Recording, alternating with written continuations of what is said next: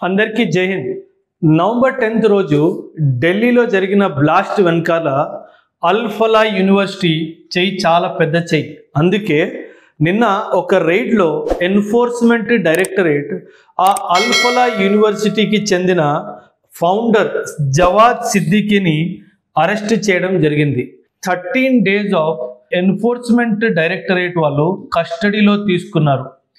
ఈ ఎందుకు కస్టడీలో ఈయనను తీసుకోవడం జరిగిందంటే యూనివర్సిటీ క్యాంపస్లో ఉన్న కెమికల్స్ని వీళ్ళు డైవర్ట్ చేసి ఎక్స్ప్లోజివ్ కంటెంట్స్ క్రియేట్ చేస్తున్నారని ఈయన మీద ఎన్నో ఆరోపణలు కూడా ఉన్నాయి. ఈయన మనీ లాండరింగ్ చేయిస్తున్నాడని చెప్పేసి, యూనివర్సిటీ క్యాంపస్లో ఉన్న పిల్లలతో టెర్రరిజం చేయిస్తున్నాడని చెప్పేసి, ఫండ్స్ అన్నీ డైవర్ట్ అవుతున్నాయని చెప్పేసి. ఇన్ఫ్యాక్ట్ ఎన్ఫోర్స్మెంట్ డైరెక్టరేట్ వాళ్ళు ఢిల్లీలో వీళ్ళ యూనివర్సిటీది ఒక ట్రస్ట్ ఆఫీస్ ఉంది ఢిల్లీలో, దాని మీద కూడా రేడ్ చేయడం జరిగింది. అండ్ ఆ రేడ్లో కొంచెం క్యాష్ కూడా మాకు దొరికింది అన్నట్టుగా చెప్తున్నారు.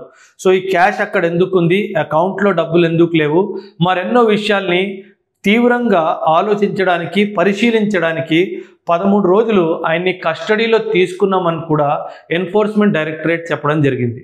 ఒక రిపోర్ట్ ప్రకారము వీళ్ళకి NAAC కానీ UGC కానీ అక్రెడిషన్ లేకుండా అక్రెడిషన్ ఉంది అని చెప్పి, అక్రెడిషన్ లేదు కానీ అక్రెడిషన్ ఉంది అని చెప్పి అడ్మిషన్స్ ఇచ్చారు. అండ్ దాదాపు 415 కోట్లు సంపాదించారు అని కూడా ఒక అలిగేషన్ ఉంది. అంటే ఒక యూనివర్సిటీ స్థాయిలో యూనివర్సిటీ నడుపుతూ అక్రెడిషన్ లేని పక్షంలో అక్రెడిషన్ ఉంది అని చెప్పుకుంటూ అడ్మిషన్లు ఇచ్చి 415 కోట్లు సంపాదించారు.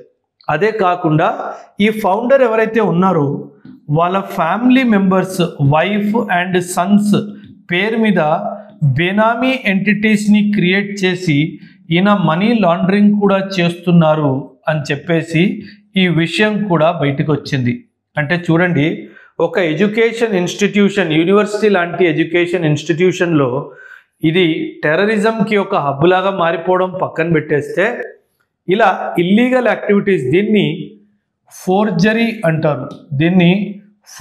అంటారు. ఫోర్జరీ చేస్తున్నారు, అదేవిధంగా మనీ లాండరింగ్ యాక్టివిటీస్ కూడా చేస్తున్నారు. ఇదంతా పక్కన పెట్టేస్తే ఎన్ఫోర్స్మెంట్ డైరెక్టరేట్ ఏమంటుందంటే, అక్కడ చదువుతున్న స్టూడెంట్స్ ఎవరైతే చదువుతున్నారో వాళ్ళ మైండ్ని కూడా వీళ్ళు రాడికలైజ్ చేస్తున్నారు అని చెప్పేసి కూడా మాకు ఇన్ఫర్మేషన్ ఉంది అని చెప్తున్నారు. అంటే చదువుకుంటున్న పిల్లల్ని రాడికలైజ్ చేసి టెర్రరిజం వైపు మల్లుతున్నారు అని చెప్పేసి రిపోర్ట్స్ ఉన్నాయి.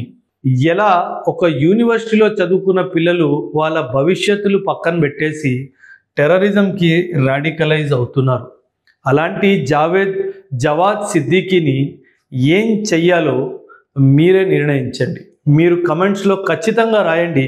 ఇలాంటి యూనివర్సిటీని క్లోజ్ చేయడమే కాకుండా దానికి సంబంధించిన వాళ్ళందరితో ఎలాంటి చర్యలు చేయాలో డెఫినెట్లీ కమెంట్స్లో రాయండి. ఇంకో విషయం ఏంటంటే, ఇప్పుడు ఈ అల్-ఫలా యూనివర్సిటీ అనేది ఇదంతా బయటపడింది కాబట్టి ఖచ్చితంగా మన దేశంలో ఉన్న అన్ని యూనివర్సిటీస్కి ఒక కరెక్ట్ అయిన సర్వే చేయించాలి. ఈ సర్వే ఏంటిదంటే, వాళ్ళ డాక్యుమెంటేషన్స్ అన్నీ కరెక్ట్గా ఉన్నాయా లేదా, వాళ్ళ అక్రెడిషన్స్ అన్నీ కరెక్ట్గా ఉన్నాయా లేదా, అక్కడ చదువుతున్న పిల్లలు వాళ్ళ సైకలాజికల్ కండిషనింగ్ ఎలా జరుగుతుంది, ఇవన్నీ మనం చూడాల్సిన అవసరం ఉంది. ఎందుకంటే ఇది మనం ఇప్పుడు చేయకపోతే ఖచ్చితంగా ఈరోజు అల్-ఫలా యూనివర్సిటీ రేపు మరొక యూనివర్సిటీ కూడా అవ్వచ్చు. ఇలా యూనివర్సిటీ లెవెల్లో దేశం పట్ల గౌరవం లేకుండా, దేశం పట్ల ప్రేమ లేకుండా టెర్రరిజంకి లొంగిపోతే యూత్, దేశం ఏమైపోతుంది? సో ఖచ్చితంగా యూనివర్సిటీ ఎవరైతే ఛాన్సలర్స్ ఉన్నారో, యూనివర్సిటీ వైస్ ఛాన్సలర్స్ ఉంటారో, అదేవిధంగా ఛాన్సలర్స్ ఓకే స్టేట్ గవర్నర్ అయి ఉండొచ్చు, కానీ వైస్ ఛాన్సలర్స్ కానీ, ఇంపార్టెంట్ డీన్స్ కానీ, హెడ్ ఆఫ్ ద డిపార్ట్మెంట్స్ కానీ వాళ్ళ ఆలోచన తీరేంటి, వాళ్ళు మాట్లాడే విధానం ఏంటి, వాళ్ళు పనిచేసే విధానం ఏంటి, వాళ్ళకి ఆస్తులు ఎలాంటివి ఉన్నాయి, అకౌంట్స్ సరిగ్గా మెయింటైన్ చేస్తున్నారా లేదా, ఇవన్నీ ఖచ్చితంగా డీటెయిల్డ్గా రివ్యూ చేయాల్సిన అవసరం ఉంది. లేదంటే ఫ్యూచర్లో మనం ఒకవైపు బార్డర్స్ని సెక్యూర్ చేస్తున్నాము, అక్కడ డిఫెన్స్ సర్వీసెస్ వాళ్ళు మంచిగా పనిచేసి మన బార్డర్స్ని సెక్యూర్ చేస్తున్నారు, కానీ ఇక్కడ లోపల యూనివర్సిటీస్లో టెర్రరిజం జరుగుతుంది.